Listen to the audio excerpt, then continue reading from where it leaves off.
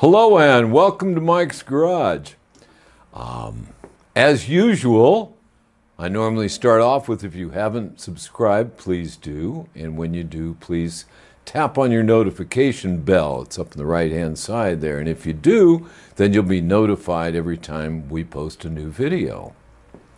Which brings up a couple of other things. I'm just going to go over this quickly.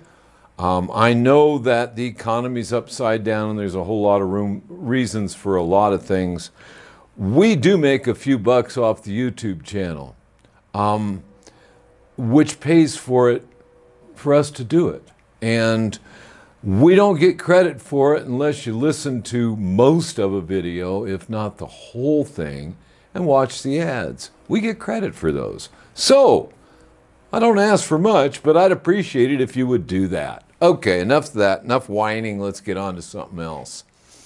Okay, I've almost got my my old road bike back together, and I've had a lot of requests lately concerning tools. People always want to know this tool and that tool, and I refuse to do a show on nothing but tools because it'll drive me nuts dragging old tools out and trying to explain how we even made half of them.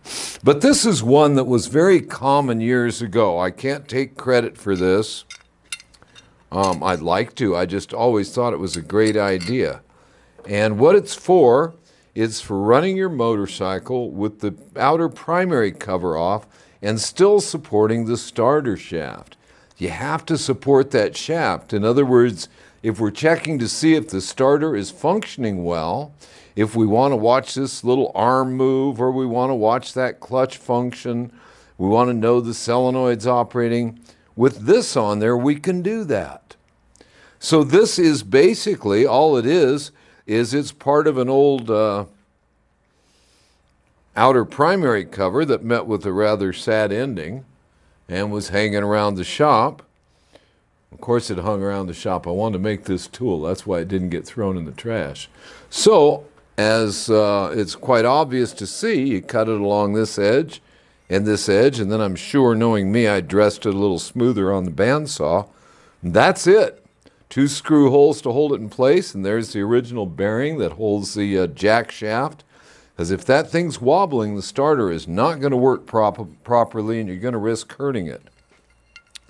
Now, in doing this as a test, what we want to do is make sure that we're duplicating our original cover. So we'll put a piece of the gasket on here, too. Also, the copper thrust washer is right here. And we're just going to slide this on. There's something I better say first. The battery is disconnected.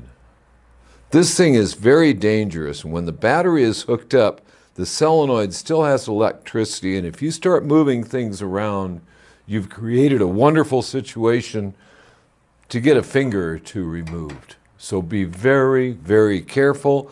The smartest and first thing to do before you do any of this is disconnect the battery. So the battery's disconnected. So now I have this cover, or part of a cover, which is, for all intents and purposes, a tool.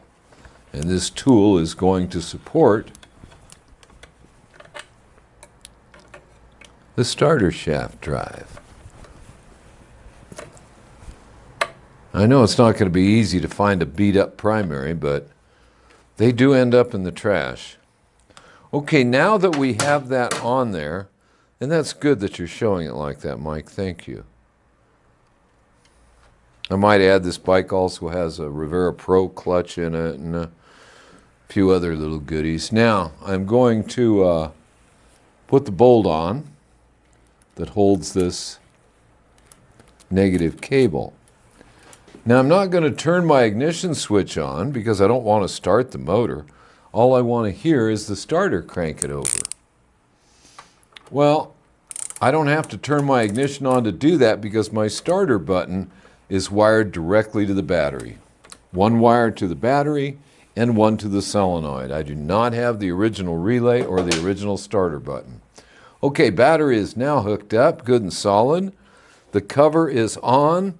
Again, keep hands, feet, everything that you hold near and dear away from this thing while you turn it on.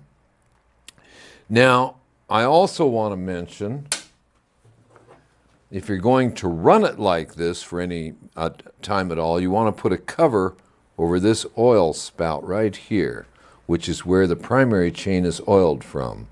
And if you don't cover that up with a rubber cap, which is what I usually do with it, well then there's oil everywhere.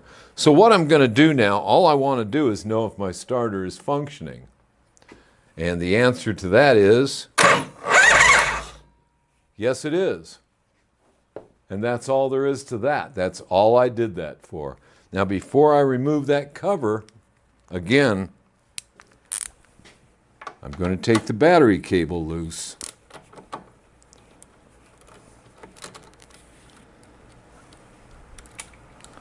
And now I can remove the cover again. So that's how that tool works, and that's really all there is to this particular video. I thank you for watching. We'll get some more stuff up real soon. And until then, see you out on the road.